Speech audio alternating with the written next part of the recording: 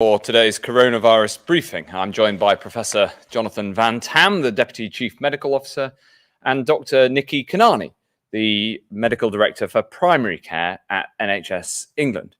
Today, we've got an update in our fight against coronavirus, both here at home and around the world. And I'll start by talking about events around the world. We've all seen the harrowing pictures of what's happening in India. And I think it pains each one of us who's seeing those scenes, not least because the bonds between our countries are so strong, and they're ties of family and of friendship. I've been in constant contact with my Indian counterpart, and we worked over the weekend to put together our first package of support of ventilators and oxygen concentrators. More supplies will be arriving later this week. I've also been working with the Health Minister for Northern Ireland, Robin Swan, to donate large-scale oxygen production equipment from Northern Ireland capable of producing over 1,000 litres of oxygen per minute, which is one of the main needs of the people of India.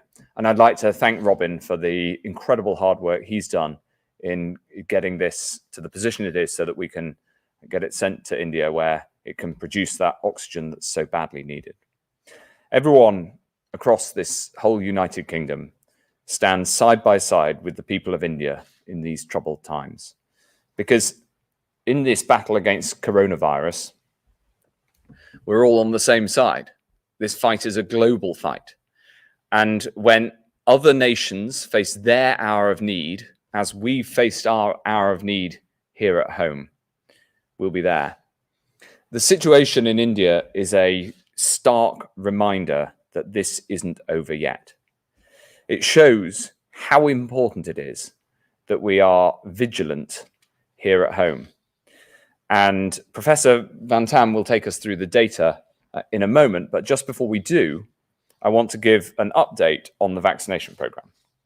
This morning, we published new data giving the first concrete evidence of how much vaccines reduce transmission within households. We've seen already that a vaccine reduces your chances of catching COVID by around 2/3. This new data looked at people who tested positive after having received one dose of the vaccine and found that they were up to 50% less likely to pass on the disease to someone else in their household. And we're looking at whether the second dose gives an even bigger effect. We know that indoor settings have the highest risk of transmission, so these results are really encouraging in terms of the impact of the vaccine on reducing transmission. We're finding out more and more about the different layers of protection you get from a vaccine and how it's impacting in the real world. In summary, we think that you get around 2/3 protection against catching the disease at all, around 4/5 reduction in your likelihood of ending up in hospital, and around 85% protection from dying of COVID. That's the protection you get from one dose. And in addition to all that, you're up to half as likely to pass it on to somebody else that you live with. We expect the benefits to be even greater after 2 doses, and we're monitoring that carefully. But what this means is the evidence is stacking up that the vaccine protects you, it protects your loved ones, and it is the way out of this pandemic. The overall effectiveness of the vaccination program comes from just 2 things. One, how effective the vaccine is. That's the science, if you like. And 2, how many people get the jabs. And that, of course, is on all of us. And I just want to turn to the second of those for a moment as well. This chart, if we could have the first animation, please. This shows the proportion of people who've had the jab according to age group.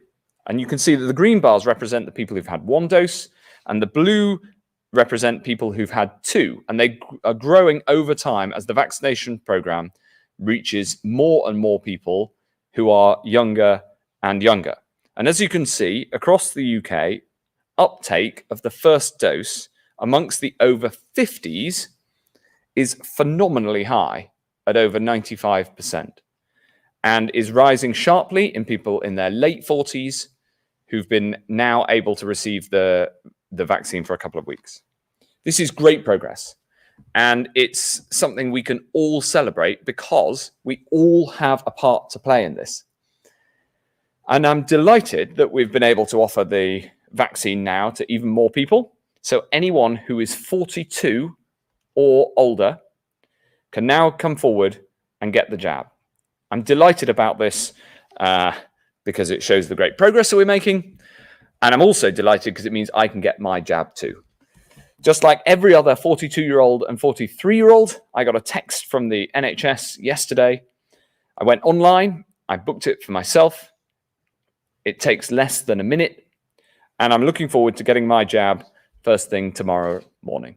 In the words of our new campaign, every vaccination brings us hope.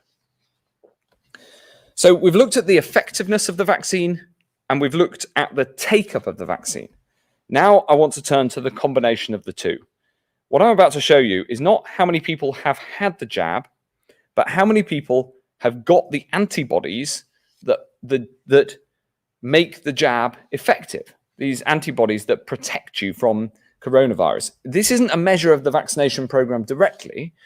This is a measure of the protection that we have collectively built up in people right across the country. If we can have the second chart, please. This data, released today by the Office for National Statistics, is from a national survey where they visit over 20,000 people, and they actually measure the antibodies in people's bloodstreams. The blue area shows the proportion of people who have COVID-19 antibodies. As you can see, in the older age groups, those who got vaccinated first, they are much more likely to have COVID-19 antibodies.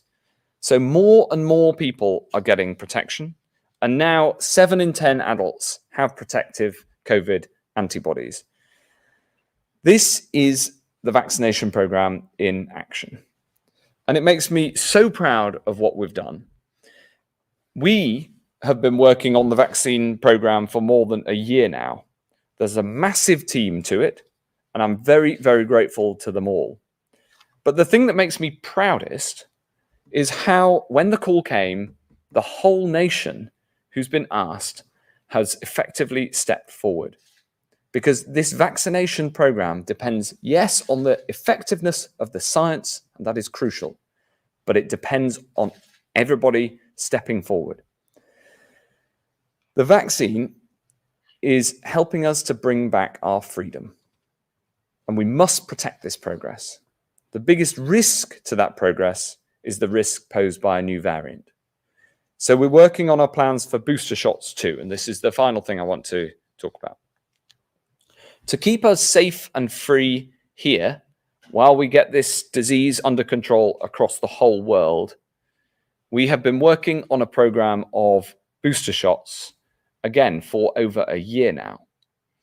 And we've backed some of the only clinical trials in the world looking specifically at booster shots. I'm delighted to be able to tell you that we've secured a further 60 million doses of the Pfizer-BioNTech vaccine that will be used alongside others as part of our booster shot program later this year. And that is all about protecting the progress that we've made. We have a clear route out of this crisis, but this is no time for complacency. It's a time for caution. So we can keep the virus under control while we take the steps safely back to normal life. So please remember the basics of hands, face, space, and fresh air. And crucially, if, like me, you get the call, join me and get the jab. I'd now like to hand over to Professor Van Tam to talk through the latest data, and then Dr. Kanani to talk through some of the detailed data about that extraordinarily high take-up of the vaccine. Professor. Thank you, Secretary of State. Good afternoon. I'm going to just spend the first few minutes going through 4 data slides which show you where we are and the state of play in the UK at the moment. And then on the fifth slide, I will just talk in a little more detail about the new data that have been published in preprint form by scientific colleagues from Public Health England this morning, and relating to vaccine-related reductions in transmission inside households. First slide, please. So these slides are familiar. It's a little while since I've presented them to you, but you can see this is an array of numbers of people testing positive for COVID-19 in the UK from 1st of September on the left through to late April on the right. Very visible indeed is that very large third wave that we had, peaking in mid-January. And you can see now that we are really in very low levels that are comparable to where we were in September last year. We're running as a typical 7-day average at just over 2,000 people testing positive per day. My sense is that probably we are at or close to the bottom at the moment in terms of this level of disease in the UK. Next slide, please. On slide number 2, it's the same time scale, but this time I'm arraying the number of people in hospital with COVID-19 in the UK. And again, the pattern is the same, this very large and really quite serious third wave that we had. And now we are, I think, close to the bottom, but probably we will find there's a little further to run in terms of reductions in the total number of people in hospital in the UK with COVID. And on the 26th of April, that was 1,634 people. Next slide, please. Turning now, unfortunately, to deaths, you can see the size of the third peak in the third wave in the UK compared with the first peak, high 7-day rolling average. That's that horizontal blue line that goes midway across the chart. But thankfully, you can see that we are now down in the last 7 days to an average of 22 deaths per day related to COVID. Still regrettable, of course, in terms of deaths that we wish weren't happening, but obviously in a very different place to where we were in those dark first few weeks of 2021. Next slide, please. Now, you'll notice here that before I even talk about the data, I want to talk about the timescales along the bottom. You can see that this slide is arrayed from the 10th of January until late April. And it's an array of the number of people who have received a vaccination for COVID in the UK. So it's essentially a static representation of the movie that you saw just a while ago. But importantly, I want to draw your attention to where the peak of the third wave would appear on this slide, and it would appear, shall we say, around the 24th of January, which is visible to you on there. And you can see at that point, we didn't really have very many people vaccinated at all. And so I have to say it, and it is only epidemiologically true to say it, that most of the steady decline we have seen, the disappearance of our third wave, has been down to the efforts of the British people in following lockdown. Now, the vaccine has undoubtedly helped in the later stages, and there's good evidence that the death rate in the elderly has dropped faster than it has in the younger age groups, and it's dropped faster than it did in the second wave, and that is undoubtedly a vaccine effect. But what is really important about these vaccines and about the vaccine rollout, that it really is the way out of getting into trouble of the same size and magnitude ever again. And that's why it's important that this job must get finished. Next slide, please. And in terms of finishing the job, we now have, I think, some quite solid data on the way in which vaccine can cut household transmission. Now, this was a study called the Hosted study from Public Health England colleagues, and the estimates, it's a very big study, 365,000 households, over 1 million contacts within those households. And the study was about vaccinated people who, in spite of the one dose of vaccine, still got COVID symptoms and still tested positive. In other words, you do get some people who get COVID even though they've had one dose of vaccine. But this study also looked at their unvaccinated household contacts and could show that with both vaccines, you can see the range of estimates on these blue circles, that there is a substantial reduction in creating further cases who also had symptoms and tested positive for coronavirus in those households. The point estimate for AZ is 38%, and the point estimate for Pfizer is 49%. But really, those ranges are rather more important, illustrating, even despite that massive size of the study, the uncertainties in the data, and the fact that both are doing an extremely good job in reducing household transmission. And that's after one dose. So I do expect these results to improve after 2 doses. And the other thing I should say is that the estimates are probably conservative, because if you get 2 members of a household who actually both pick up coronavirus from the same visitor at the door or the same place they went to, wherever it was, and their incubation periods are different. One had a short incubation period, they're the index case, and one, the household contact, had a longer incubation period, then actually you would say that the second one was a contact of the first and that transmission had occurred between them. But in actual fact, they may have got it from the same place in the first instance. So there will be some of that in the study. And therefore, I think these are quite cautious estimates of how important these vaccines are going to be in reducing transmission. And remember that a second dose should improve the situation further. I'm going to stop there. Thank you, Secretary of State. Thank you very much, Professor Van Tam. I'm now going to turn to Dr. Kanani. Thank you. So let me begin by giving my thanks, my heartfelt thanks to colleagues around the country who are still absolutely knocking it out of the park, making sure that people are getting protected.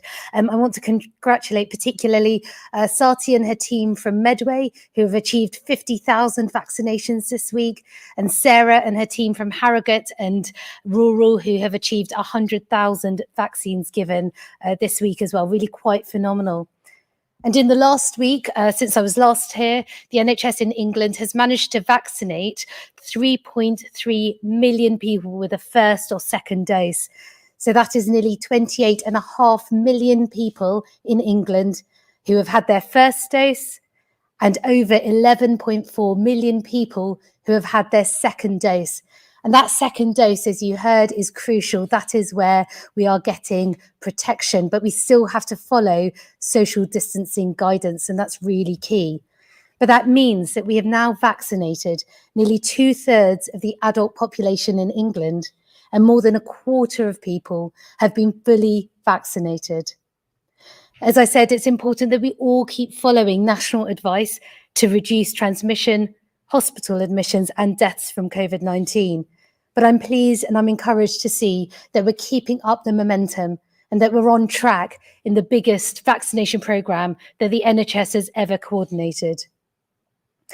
I'm particularly proud, as Secretary of State mentioned, that we opened our booking lines to 44-year-olds on Monday and 43 and 42-year-olds yesterday. Nearly 750,000 people booked their appointments from Monday alone. So that is nearly 250 appointments booked a minute, or around 15,000 an hour. So incredible progress, and we'll continue to maintain that as far as supplies allow. So my message to everyone watching is the same as last week. If you're invited to get a vaccine, whether it's your first or second dose, please come forward. If you need to get a test or you're asked to get a test, please come forward. And if you have a health concern, please also come forward, because your NHS is still there for you. Thank you.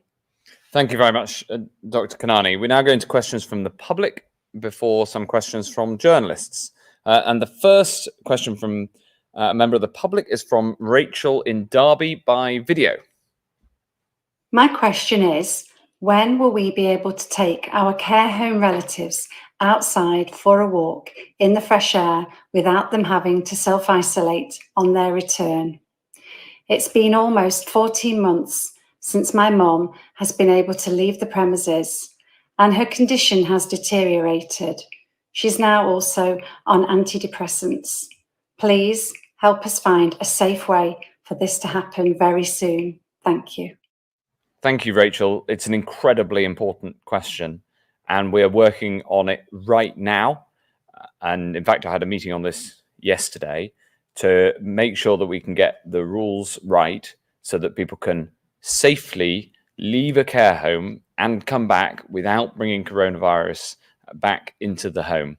And especially now that vaccinations have taken place amongst residents, the vast majority have now had 2 doses, and amongst staff, vaccination rates are rising as well. And also because the rates of coronavirus are so much lower in the community. So I hope that we can have some good news for you soon, Rachel. You'll understand, given the history, why it's so important that we have protective rules for those who live in care homes. They are amongst the most vulnerable to COVID.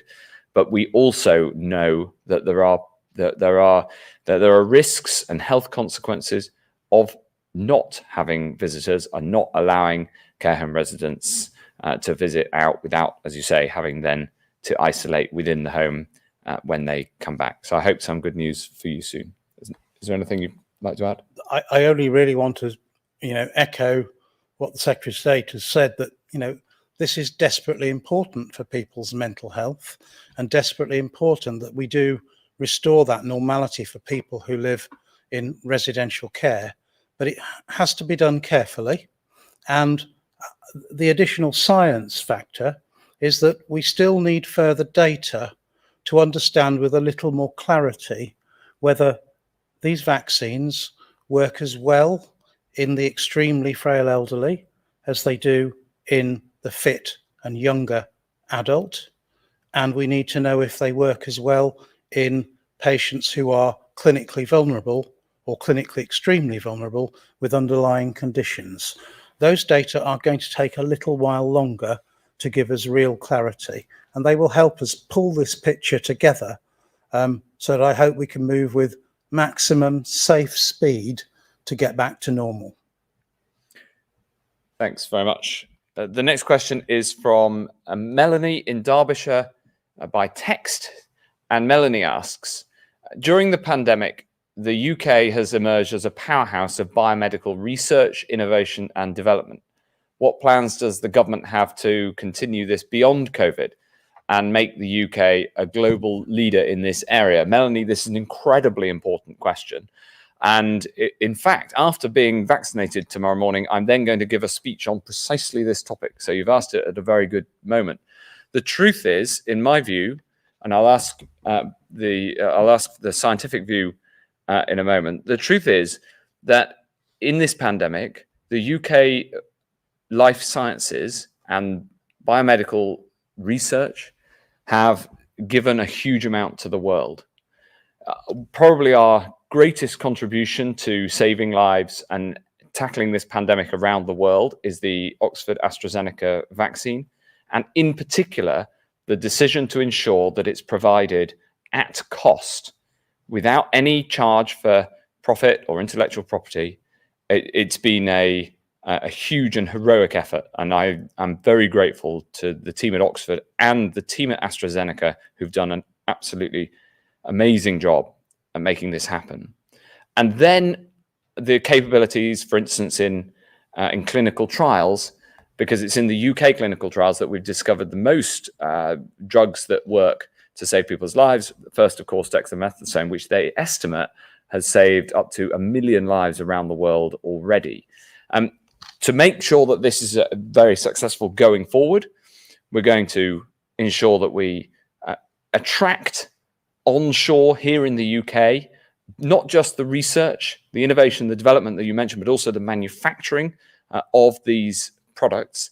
We want to make it an impossible choice for a pharmaceutical company not to invest in the UK. And one of our commitments is that we will not ever block exports to anywhere around the world of a product made for a market around the world. So you might have noticed you struck a chord with your question. It's something I care deeply about. There's a huge amount for the UK, and that the UK can help collaboratively, working with others around the world to save and improve lives, not just in terms of COVID and this pandemic, but the many, many other things we need to do in the future, tackling cancer, research for dementia, so many other vital things that we need to do. Yeah, Dr. Kanani. Thank you. I mean, I think one of the things, Melanie, that it's worth reflecting on is the antiviral task force that we talked about last week. The NHS has taken a leading role in identifying different treatments for COVID. So Secretary of State mentioned the 1 million lives saved worldwide. It's estimated by the use of dexamethasone. That's 22,000 lives probably saved by dexamethasone in the UK alone.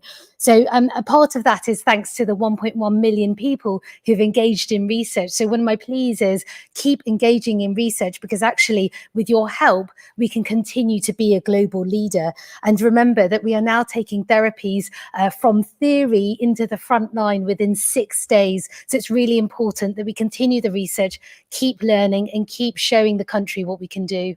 Absolutely. Professor? I'm extremely proud of the UK science showing in this awful pandemic. I particularly want to thank the National Institute for Health Research, the NIHR, who've been the absolute backbone of everything that we've done. And I want to thank NHS frontline clinicians who somehow have fitted in the consenting and recruiting of patients into these massive studies alongside this appalling workload that they've had. And I want to thank the patients, tens of thousands of them across the UK, who've despite being very ill with coronavirus, who've said, yeah, clinical trial, I'm up for it, sign me up. And that's really quite remarkable. And I want to remind you that's still going on. We are the ones who are trying to generate the data on mix and match schedules for vaccines. We are the ones that are already very deep in planning to understand vaccine studies to look at booster doses for vaccines, either for the autumn or for later, if later is when they are needed. But all of that work is going on, and multiple countries and organizations around the world are constantly asking and saying, wow, you're getting on with that already. When can you share the data with us? So yeah, we're in a good place on the science. Thanks very much, Melanie, for your question. Incredibly important for the future, and something that we all care very, very much about. The next question is from Laura Koonsberg at the BBC. Thank you very much, Secretary of State. If a serving government minister is found to have broken the rules on party funding or even law, should they resign? Well, thanks very much. I know that the Prime Minister answered lots of questions about this in the House of Commons earlier. And given that this is a coronavirus press conference, you won't be surprised that I'm not going to add to the answers the Prime Minister's already given to very extensive questioning. Thanks. Next question is Christian Gurumurthy. Mr. Hancock, I want to come to the situation in India, which is distressing millions of people in this country as well. I'm sure the oxygen will be appreciated by the hundreds it will save, but India has a shortage of vaccines, not least because America has restricted the export of components, even though India kept ingredients going the other way. Are you reconsidering Britain's Britain first approach to vaccines and considering whether you can release any doses to help India? And also, are you, as Sir Edward Lee suggested today, perhaps reconsidering the drastic cuts to the international development budget, which could also have drastic impacts on the impact of COVID in the world's poorest countries? Well, as you say, Christian, we are supporting India with what we can. We don't have any excess doses of vaccine in the UK at the moment, but what we have done is by providing the Oxford AstraZeneca vaccine at cost and working with the Serum Institute of India, they are making and producing more doses of vaccine than any other single organization. And obviously that means that they can provide vaccine to people in India at cost with the investment that we put in here to get that vaccine up and running so fast. So absolutely, we're leaning in both on what we can provide and the material goods we can provide now, like ventilators that we thankfully don't need anymore here, and we're sending them over, and like the oxygen production machines, which are being sent over from Northern Ireland. But also, it is the vaccine and the ability, the deal that was done so that India can produce its own vaccine based on British technology that is the biggest contribution that we can make, which effectively comes from British science. Thanks very much. Next question, Ben Kentish at LBC. Thank you, Health Secretary. Given what you and Professor Van Tam have said today about how positive the data is looking, given almost 70% of adults in England now have antibodies, I wanted to ask about the rules and particularly about funerals, because some say there is a risk that you are now doing exactly what you said you wouldn't and sticking rigidly to dates set back in February rather than factoring in how good the data is looking. Now, there's rules in all sorts of areas, but we've heard so many stories from people who cannot mourn loved ones in the way they would wish. Given in 7 weeks' time, those same people will be able to pack into nightclubs, will you look again at relaxing the rules on funerals? And if I could just ask you a second question. About a month ago, you said in a few weeks we'd have data on how well current vaccines are working against current variants. Could you tell us what that data shows and what it means for both international travel this summer, but also the need or otherwise for a booster program this autumn? And if I could just ask a very cheeky quick one to Professor Van Tam, given that antibody data, Professor, how close do you think we are to herd immunity, and what sort of threshold would we be looking at in percentage terms in order to reach that? Thank you very much. Thanks very much, Ben. So I'll ask Professor Van Tam to answer the second and the third question, if I may, if you don't mind the extra burden on your workload. On funerals, this is, of course, incredibly important and very sensitive subject. The data show that we are essentially precisely on track for where we expected to be at this point. And that is obviously good news. It means that we can follow the roadmap. And we look at the data all of the time. The dates that we set out are not before dates because we want to see the impact of each step before the decision to take the next step. So that's why the roadmap's been structured the way that it is, so that we can check that we are on track. The good news is that as far as the next step is concerned, which is in a few weeks' time, and we're going to keep monitoring the data, but as of today, we are on track for step 3 on the 17th of May, and that is good news. We're almost exactly where the modelers predicted that we would be at this point. On questions 2 and 3. Yeah, thanks, Ben. I think there are some twists and turns ahead still, but I think we are moving at pace, and I think we're essentially following a good dry line now. But I don't want us to run into any wet patches. That is going to be really critical in the next few weeks. There are going to be good pressures on R and bad pressures on R in the next few weeks. Obviously, with the 17th of May planned easements and the 21st of June planned easements, these will have a propensity, as we mix more and more normally, to increase R. At the same time, we hope that the continued vaccine rollout, if it continues as well as it has started, will put the downward pressure on R. So those are kind of competing forces that are at play in the next few weeks for all the right reasons. And so I want us to continue at pace, but still with caution. And I can't emphasize how important the vaccine program continues to be, because we are at the moment down to 42-year-olds, but we need to go much further down and continue that high uptake to put us in a really sustainably safe place. Now, on the variants, which was your next question, all of the data that you've heard at previous press briefings and the data again today are largely generated after Christmas. And because they are largely generated after Christmas, they are generated against the Kent B117 variant virus. And so we are extremely confident that our current vaccines are working extremely well against the dominant variant in the UK. There are now other variants, and of course there's ones that are in the headlines, such as the Indian 617 variant, and there are others which have been in the headlines for some time, such as the South African 351 variant and the Brazil P1. Those case numbers in the UK have grown. I couldn't call the numbers trivial, but at the same token, I don't see them rushing away now or in the next few weeks in terms of giving us a new kind of problem.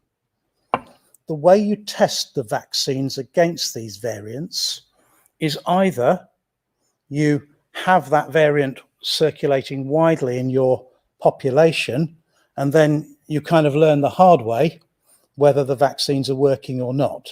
You gain real life epidemiological data. We can't do that if they're not circulating. We're trying not to let them circulate, so we're not going to create that situation. So instead, what we do are a series of laboratory studies called neutralization studies. And what they do is they take blood with antibodies from people who've had the vaccine, and we can run that blood, that serum, against a range of different viruses. And if the antibodies neutralize the virus, that tells us that the vaccines are likely to work well. If the antibodies don't fully neutralize the virus, that unfortunately doesn't tell us the opposite, because we know vaccines not only stimulate the production of antibodies, they stimulate T-cell immunity, which you can't measure in that same way. And so what I'd say at the moment is that we do see that as we go from Kent to South Africa, to Brazil and then to South Africa, that we do see the level of neutralization fall somewhat against the current vaccines. But we can't say without those real epidemiological data what the true clinical impact will be. Likely, in my view, the first thing to go, if something goes, will be protecting against infection. But I hope protection against severe disease will be much more solid and much more lasting. But it is an uncertain world. I'm not going to give you a kind of false reassurance in this space. And that is why, and it is, somebody reminded me today that it was a year ago when I first sent an email about this to the Secretary of State, apparently. It is why we have always framed this in terms of potentially the need to revaccinate our population, or at least parts of it, at some point in the future, and not yet precisely known, and not yet precisely known who, and possibly with variant vaccines, but again, not precisely known, and partly dependent upon what the manufacturers can give to us. So that's a long answer, but I hope it's a complete one, and I hope it gives you a sense that there is scientific uncertainty, but we are watching this and have been for quite some time. Fantastic. Great questions, Ben. And that answer is why he's a professor. I'm just going to add one thing on the policy consequences of that. The challenges around international travel are essentially around uncertainty. And that's why policymaking around international travel is so difficult. We need to protect the progress that we've made through combination of the robust measures we have in place at the border and booster jabs later in the year. And that is all about protecting the progress that is made so far. And we do that learning as much as we can whenever the science can come up with that data. Thanks very much indeed. Chris Smith at the Times. Thank you. Just to clarify on these new Pfizer doses, will they be tweaked to target new variants? And if not, given we've already got enough doses on order to vaccinate the population 3 times over, why do we need them? And shouldn't we be giving them to India or other countries in desperate need? And you talked about the modelling. Last week, SAGE published estimates suggesting that even after vaccinating all adults, it's unlikely to be possible to go back to normal pre-pandemic levels of social contact without cases rising again. So, Professor Van Tam, what kind of measures do you think might be necessary beyond the roadmap? And Secretary of State, are fresh coronavirus restrictions something that the government is considering after June the 21st? Or can you rule out any legal limits on social interaction beyond this point? And if I can, suspect I might know the answer, follow up Laura's question. Last year, Amanda Milling threatened to abolish the Electoral Commission if it didn't do the job that ministers wanted it to. As it now investigates the Prime Minister and the Conservative Party, is it doing so with that threat still hanging over it? So I'll answer the first question and then ask JVT to answer the second question. And I think we'll give the third one a miss. The truth is that the 60 million Pfizer jabs they have not yet been manufactured. This is a forward order. So it's not that they are there now in our PHE freezers ready to roll out. And I'll ask JVT to set out the science behind how you give one vaccine and then a different vaccine in order to give people that protection, including against a new variant. But the situation in terms of India is that they obviously have a vaccination program which is largely driven by the Oxford AstraZeneca vaccine that's being produced in India. And we obviously work very closely with them to ensure that they have access to that vaccine at cost. And you'll see that around the rest of the world, there's this big debate about whether the intellectual property of some of the other vaccines should be waived because of the extra cost that it adds. And we, of course, have done that from the start for the period of the pandemic from the AstraZeneca Oxford vaccine, and it's something that I'm very, very proud of. On your second question, I just want to make this point, which is that the vaccine breaks the link from cases to hospitalizations and deaths. It also, we now know, reduces your likelihood of transmitting the disease too. So it has a downward impact on R, and it also breaks the link. So we no longer look at cases as an inevitable precursor to future hospitalizations and deaths. That was a reasonable rule of thumb throughout the autumn, and sadly came to be true, as the charts that we showed earlier demonstrate. That is no longer the case. So we're going to have to live with coronavirus much like we do with flu, and wrestling COVID-19 to the position that it is rather like flu. It's something we do things about, like infection prevention control in hospitals, like vaccination, which we've done for flu for 40 years. But it isn't something that dominates our lives as it does today. That is the strategic goal, if you like. And obviously the vaccination program is absolutely central to it. Professor. Yeah, Chris, thanks for the questions. If you can spare the time, then I'll kind of tell you a bit more. We have a whole cohort of people across the UK who by late summer, perhaps by midsummer, will have had AstraZeneca as their 2-dose primary course, or Pfizer as their 2-dose primary course. The question then scientifically is if you need to boost those people at some point in the autumn or the winter, what do you give them? Do you give them the same again, or do you give them something different? And there's a study that will start in June called Cov Boost. And it's Professor Faust and Professor Snape are going to be running this. It will be available to many, many people across the UK because so many of us will have had a course of vaccines by then. And people will be invited and randomized to different kinds of vaccines as the booster.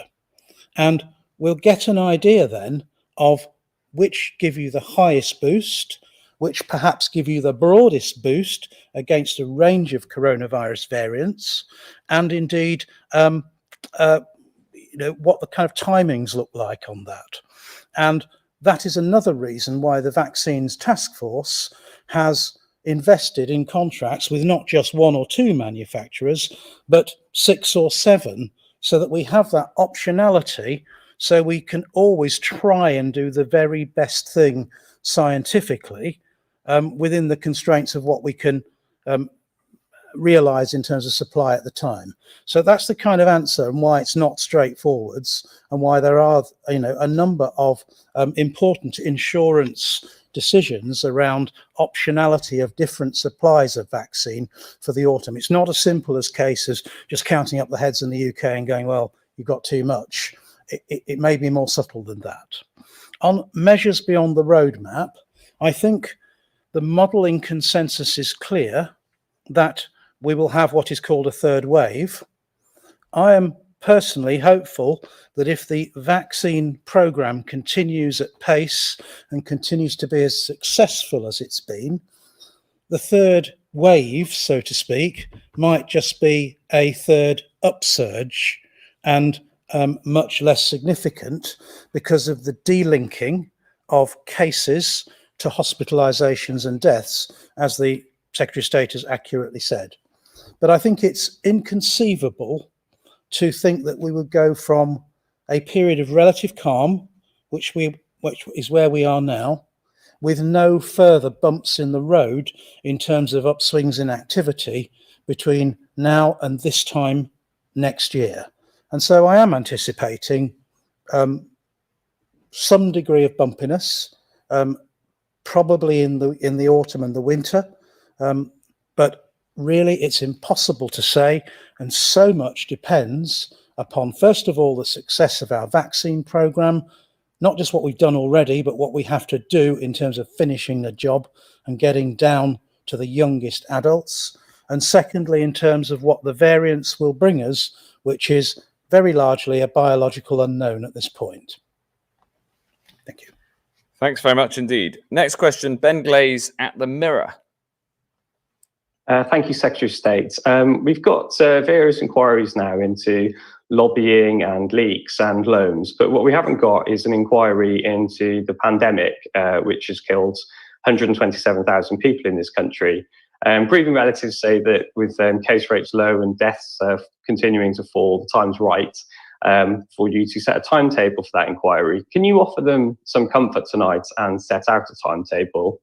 And to Professor Van Tam and Dr. Kanani, what sort of issues do you think, what aspects of the response do you think that public inquiry should examine? And then just one additional question for you, Secretary of State, if that's okay. As a former Culture Secretary, you championed the right of the free press and the fourth estate to ask difficult questions. Yet this evening, you haven't engaged with those questions from Chris or from Laura around Tory sleaze. Now, what's the point of us being able to ask difficult questions if you're not going to engage with them?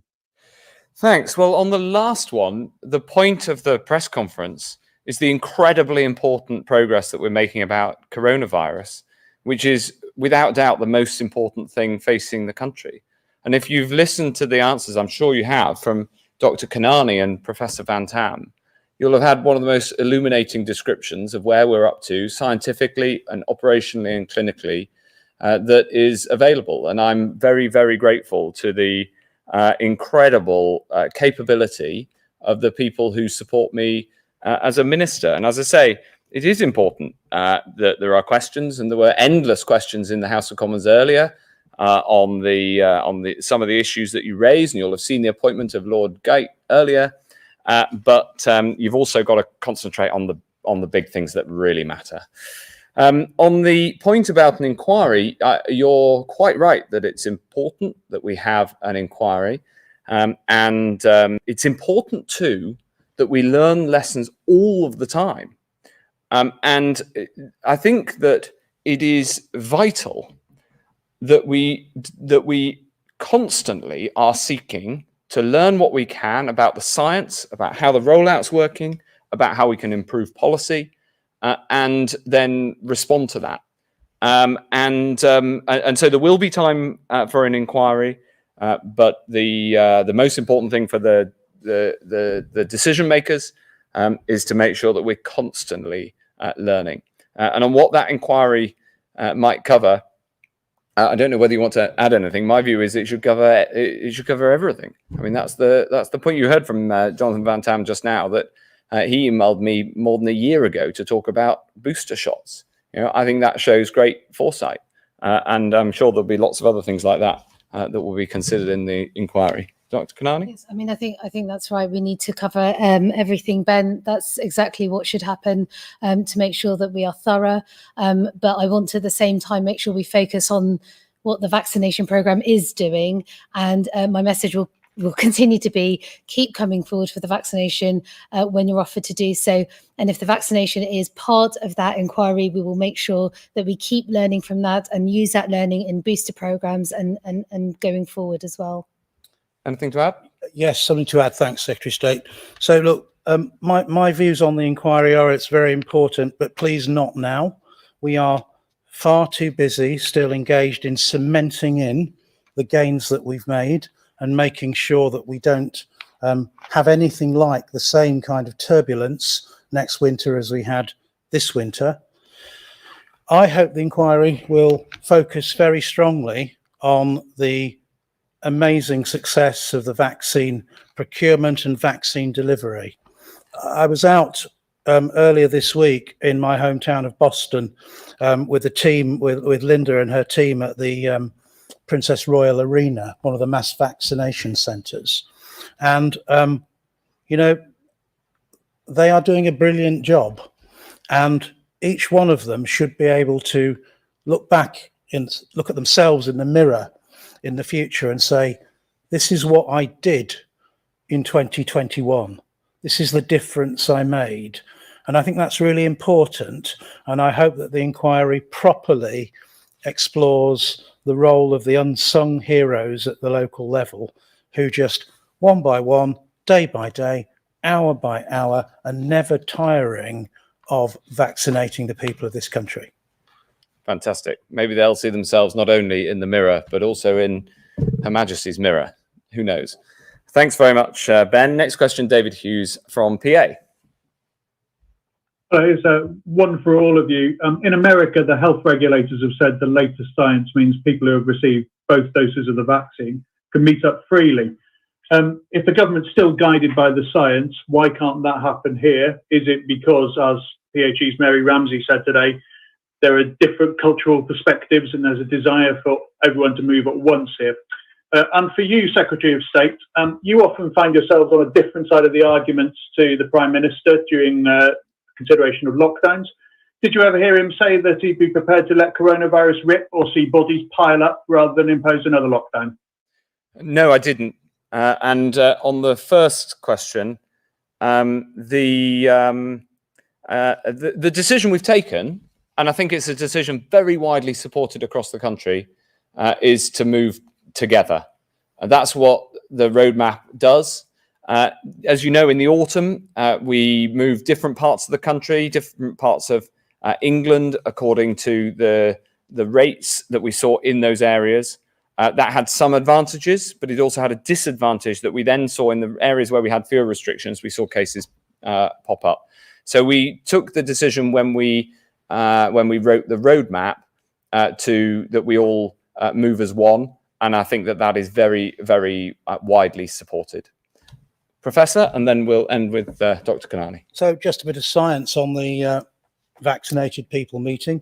You are quite right that if two people who've both had 2 doses of vaccine and have both served, if that's the right term, at least 14 days after their second dose, then I would be highly confident scientifically that if those were reputable vaccines, then indeed it would be incredibly safe for those 2 people to meet.